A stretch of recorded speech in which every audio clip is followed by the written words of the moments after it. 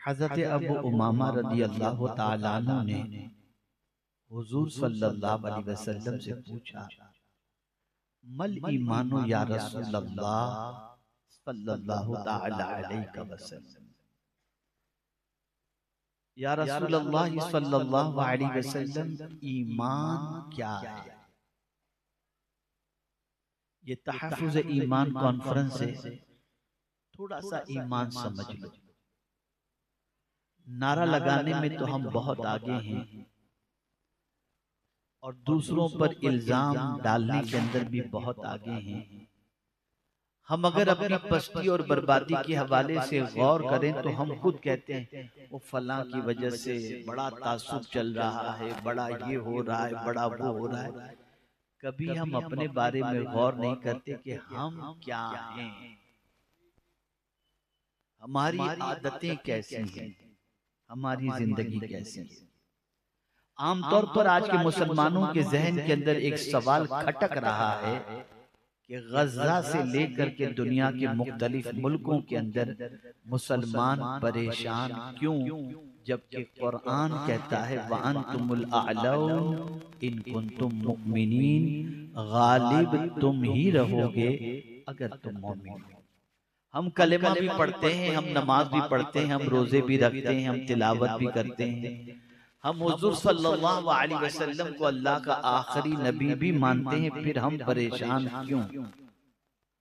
तो अब मैं आपको समझा दूं कि जिस ईमान की बुनियाद पर अल्लाह के रसूल सल्लल्लाहु अलैहि वसल्लम पर नाजिल होने वाले कुरान ने कहा कि गालिब तुम ही रहोगे अगर तुम मोमिन हो।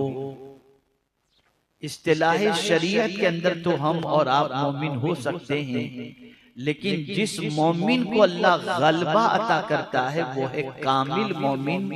और मुझे उस कामिल मोमिन की तफसीलात पेश नहीं करनी, एक हदीस की रोशनी में मैं पूरी जिंदगी के सिलसिले में आपको एक अजीम पैगाम देने की सआदत हासिल करूंगा।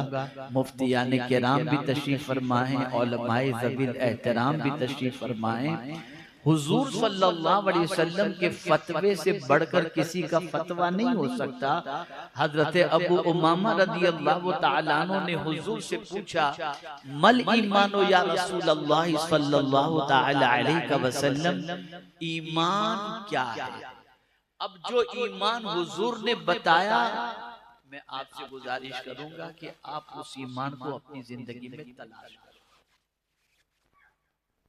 उस ईमान को तलाश करो। आकाए करीम सल्लल्लाहु अलैहि वसल्लम ने इरशाद फरमाया, इज़ा सर्रत का हसनतु वसाअत का सय्यअतु फअंत मुमिन। आकाए करीम सल्लल्लाहु अलैहि वसल्लम फरमाते हैं, जब तेरी नेकी तुझे खुश कर दे और तेरा गुनाह तुझे बेचैन कर दे, बस तू मोमिन है। सुभान अल्लाह, सुभान अल्लाह। नेकी करने के बाद खुशी हो और गुनाह हो जाए तो खाना छूट जाए, गुनाह हो जाए तो नींद उड़ जाए, गुनाह हो जाए तो कोई चीज में दिल न लगे, गुनाह हो जाए तो करवटें बदलते रहें, गुनाह हो जाए तो बेकरार होते रहें, गुनाह की वजह से किसी तरह से हमें करार न हो। अगर ये हमारी कैफियत बन जाती है तो कोई आपके बारे में कुछ भी फतवा दे, हुजूर का फतवा आपके लिए मोमिन का है। सुभान अल्लाह, सुभान अल्लाह। नेकी खुश कर दे, तवज्जो चाहूंगा, नेकी खुश कर दे। मस्जिद में आदमी नेकी करने ही जाता है ना,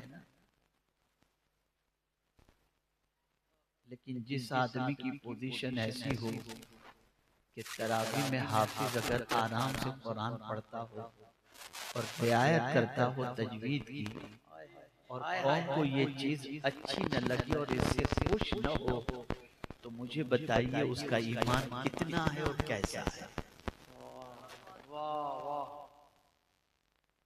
नमाज के लिए मस्जिद में जाए तो ये सोचे कि जल्दी इमाम साहब सलाम फेरे और मैं बाहर भागूं, उसका ईमान कितना है। आप मुझे बताइए, हमारी कौम का मिजाज तो नेकी करने में शर्म का बन चुका है कि अगर आज के सरमाएदार से और दुनियावी तालीम याफ्ता से कहा जाए कि बैठ करके पानी पियो, तो सरमाएदारों के सामने बैठकर पानी पीने में वो झिझक महसूस करता है कि कहीं दुनिया उसे बैकवर्ड न कहे। जिसे नबी की अदाओं पर अमल करने में शर्म महसूस होती हो और वो कहता भी हो कि मैं नबी का गुलाम हूं, उस बंदे की कैफियत और उसको इज्जत और तरक्की अल्लाह कहां से अता कर सकता है? आप जरा सोचो। हजरत अबू दरदा रज़ी अल्लाह ताला अन्हु जब भी लोगों से मिलते तो मुस्कुराते हुए मिलते।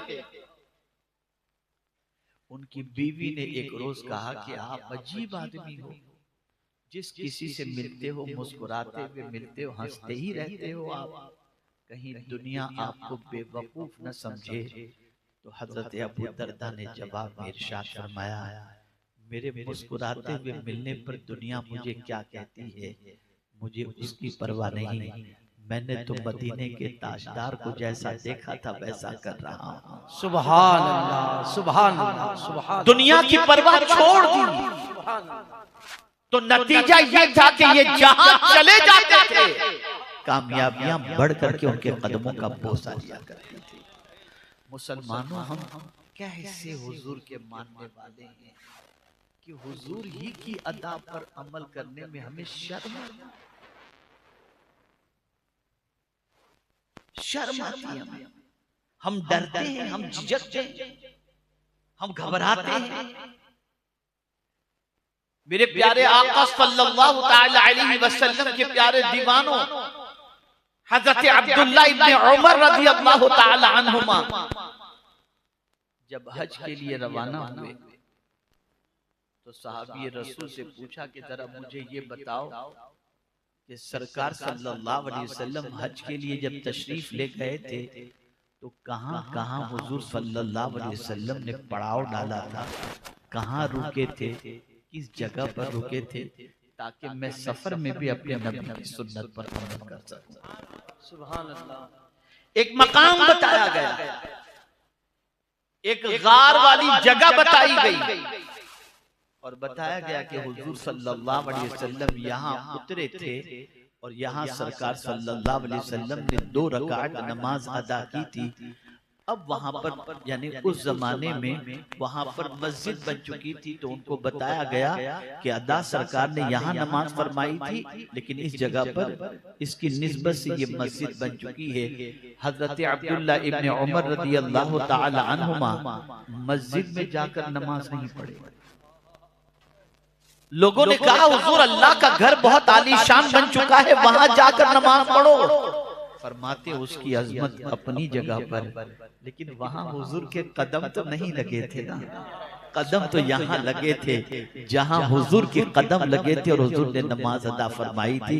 मैं तो अपने नबी के तरीके पर ही अमल करूंगा। सुभान अल्लाह, सुभान अल्लाह।